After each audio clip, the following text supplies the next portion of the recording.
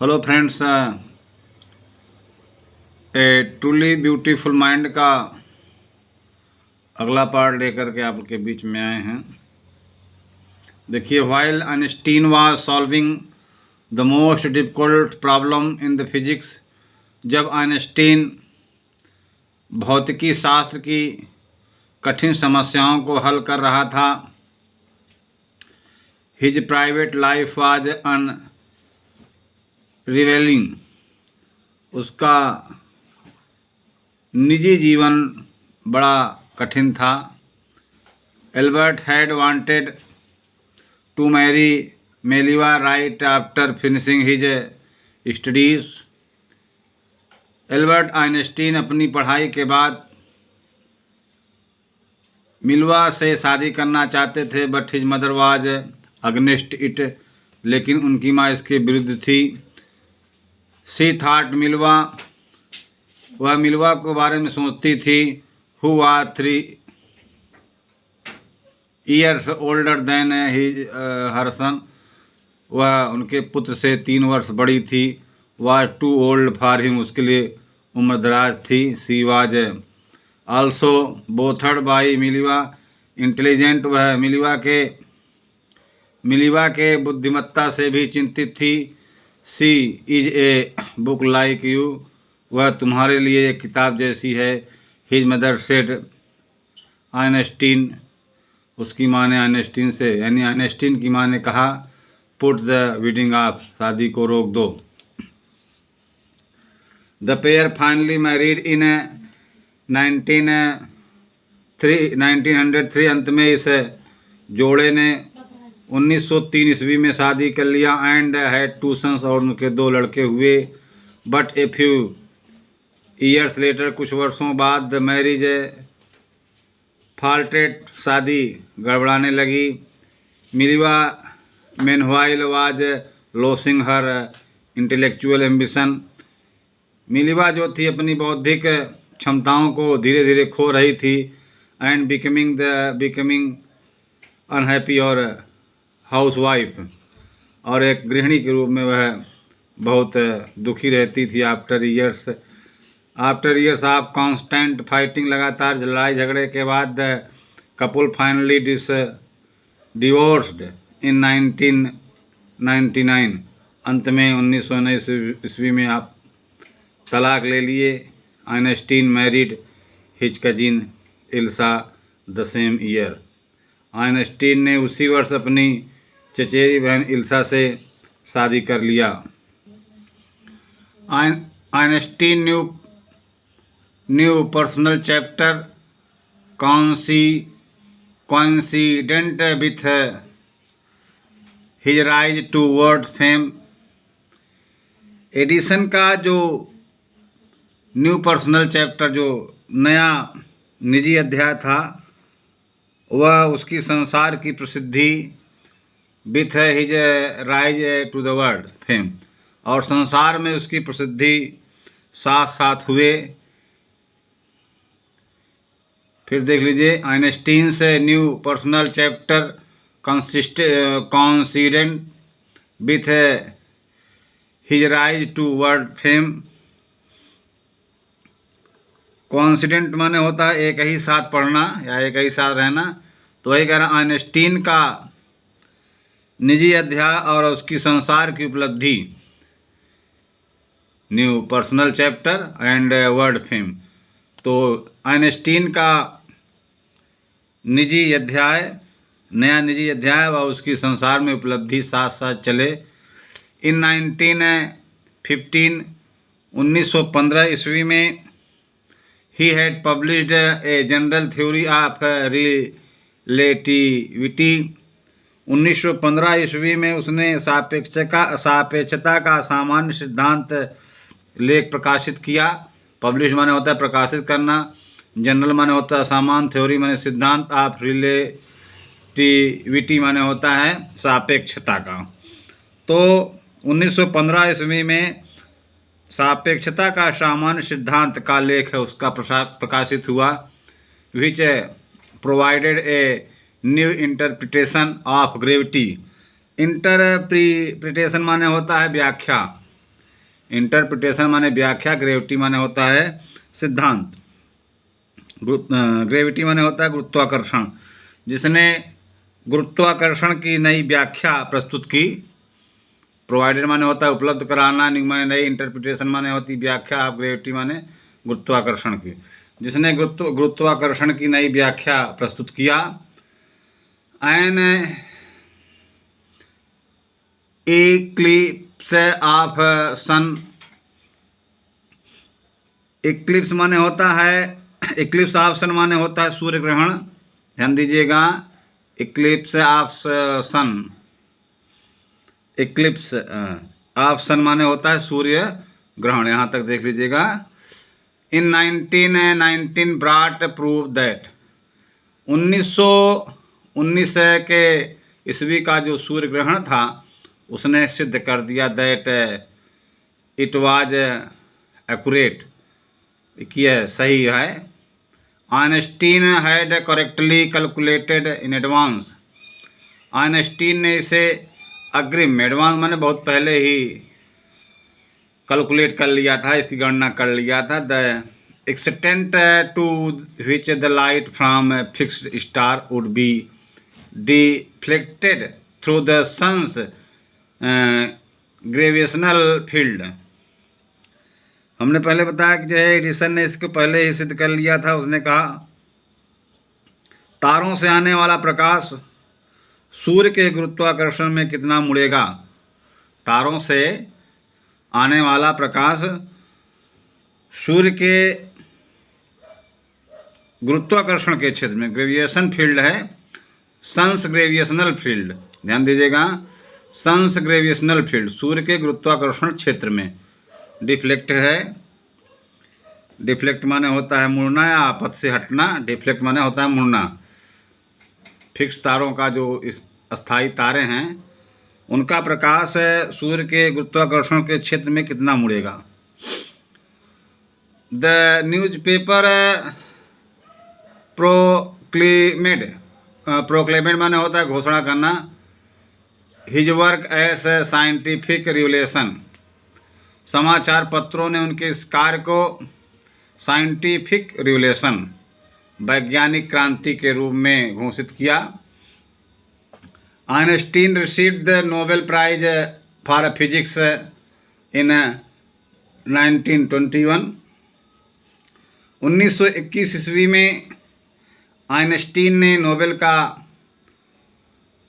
भौतिकी का नोबेल पुरस्कार प्राप्त किया। ही है सोवर्ड, सोवर्ड माने होता है बौछार होना, वर्षा होना, with honour and invitation from all over the world. और जब उन्होंने यह सम्मान प्राप्त किया तो उनके ऊपर पूरे विश्व से सम्मान और आमंत्रण की बौछार हो गई। फ्रॉम ऑल ओवर वर्ल्ड में पूरे संसार से, इन्विटेशन माने आमंत्रण और हानर माने सम्मान, सोवर्ड माने होता है बौछार होना। तो पूरे संसार से सम्मान और बौछार की वर्षा हो गई। And lauded by press, lauded माने होता है प्रशंसा की जानी, और समाचार पत्रों में भी जो है इनकी प्रशंसा हुई। When Nazi came to power in Germany 1933, जब 1933 ईस्वी में जर्मनी में नाजियों का प्रभुत्व हुआ हिटलर के नेतृत्व में, आइंस्टीन इमिग्रेटेड माना होता है स्थानांतरित होना, टू यूनाइटेड स्टेट, वह यूनाइटेड स्टेट चले गए। 5 ईयर लेटर, 5 वर्ष बाद, the discovery of nuclear fission in Berlin had American physicist in an uproar. 5 वर्ष के बाद जब जर्मनी में न्यूक्लियर बम या नाभिकीय विखंडन की खोज का काम शुरू हुआ, खोज में लगे, तो वहाँ के जो वैज्ञानिक थे, अमेरिका के वैज्ञानिक थे या भौतिक वैज्ञानिक थे, वह घबरा गए। फिर देख लीजिए,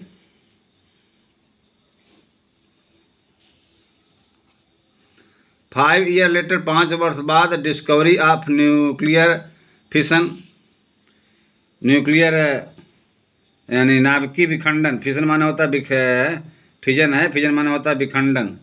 5 वर्ष बाद जर्मनी के नाभिकीय विखंडन की खोज से, ध्यान दीजिएगा, 5 वर्ष के बाद, अब जर्मन यहाँ पर बर्लिन दिया है, तो बर्लिन जो है जर्मनी की राजधानी है, तो बर्लिन के नाभिकीय विखंडन की खोज से had American physicists in an uproar, जो अमेरिका के भौतिक शास्त्री थे वे घबरा गए। Many of them had fled from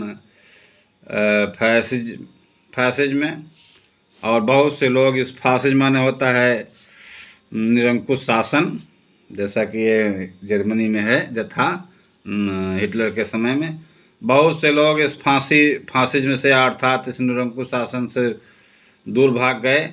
just S Einstein है, जैसा कि आइंस्टीन ने किया था। And now they were afraid Nazi could build and use an atomic bomb, और अब वे लोग घबराए हुए थे, डरे हुए थे कि नाजी लोग आणविक बम, बुल्ड माने बना लेना होता है, कि नाजी लोग आणविक बम बना लेंगे और उसको जो है प्रयोग करेंगे। At the urging of a colleagues, अपने एक सहयोगी के आग्रह पर Einstein wrote a letter to the American president Franklin D Roosevelt. अपने एक सहयोगी या साथी के आग्रह पर आइंस्टीन ने अमेरिका के तत्कालीन प्रेसिडेंट फ्रैंकलिन डी रूजवेल्ट को एक पत्र लिखा ऑन 2 अगस्त 1939, 2 अगस्त 1939 ईस्वी में, इन विच ही रोड, जिसमें उन्होंने लिखा, a single bomb of this type, इस प्रकार का केवल एक बम, एक्सप्लोडेड इन ए पोर्ट, एक बंदरगाह पर फटा, might very well destroy the whole port together with some of the surrounding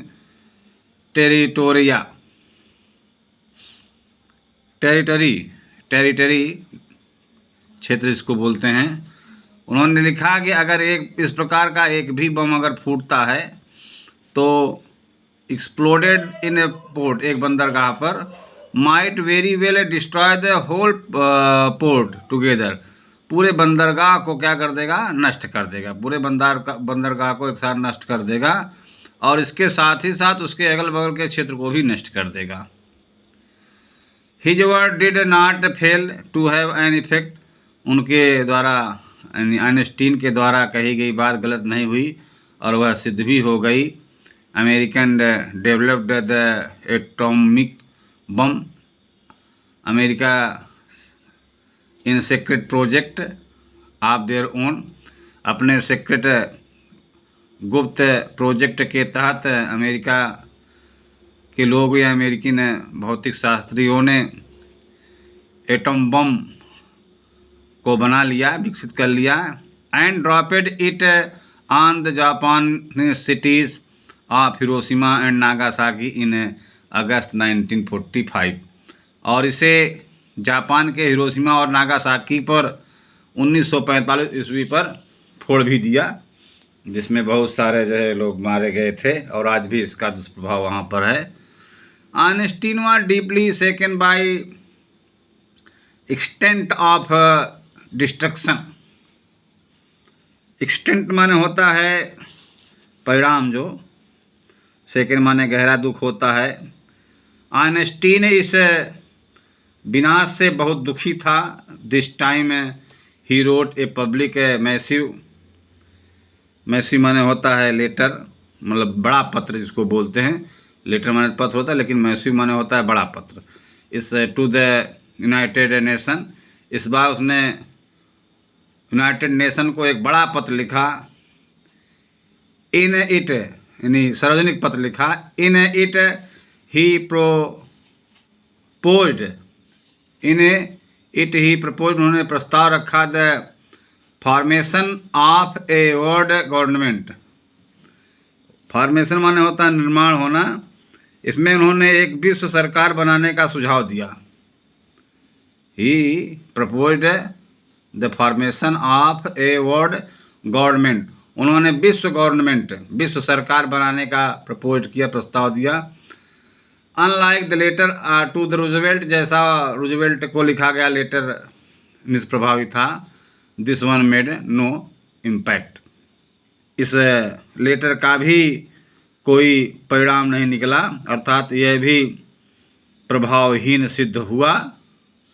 but over the next decade, लेकिन अगले दशक में Einstein got ever more involved in politics, Einstein बहुत अधिक राजनीति में इन्वॉल्व हो गए, सक्रिय हो गए। Agitating for an end to the arms building, agitating माने होता है एक प्रकार का आंदोलन चलाना। Agitating for an end to the arms buildup, उन्होंने एक आंदोलन चलाया जिसमें आर्म माने होता है आग्नेयास्त्रों का निर्माण इंड किया जाए, समाप्त किया जाए। And using his popularity to campaigning for peace and democracy, और उन्होंने अपनी फेमस का, अपनी प्रसिद्धि का एक कैंपेनिंग चलाया, एक मुहिम चलाया जिससे पीस और प्रजातंत्र का, पीस, संसार में शांति और गणतंत्र की स्थापना के लिए उन्होंने अपनी लोकप्रियता का प्रयोग किया। When Einstein died in 1955 at the age of 67, जब 76 वर्ष की आयु में एडिसन 1955 ईस्वी में मरे। He was celebrated as the visionary माने होता है विजन देखने वाला, अर्थात दार्शनिक। एंड वर्ल्ड सिटीजन, और संसार के नागरिक के रूप में, as much as the scientific genius. उनका जो है, उनकी लोकप्रियता का लाभ उन्होंने he was celebrated as the visionary and world citizen, and as much as the scientific genius. जब 76 वर्ष की आयु में 1955 में उनकी मृत्यु हुई तो उनकी प्रशंसा दार्शनिक और विश्व नागरिक के रूप में उतनी हुई, ध्यान दीजिएगा। He was celebrated as visionary and world citizen, उनकी प्रशंसा दार्शनिक और विश्व नागरिक के रूप में एज मच, उतना ही हुई एज द साइंटिफिक जीनियस, जितनी कि एक प्रतिभाशाली वैज्ञानिक के रूप में हुई।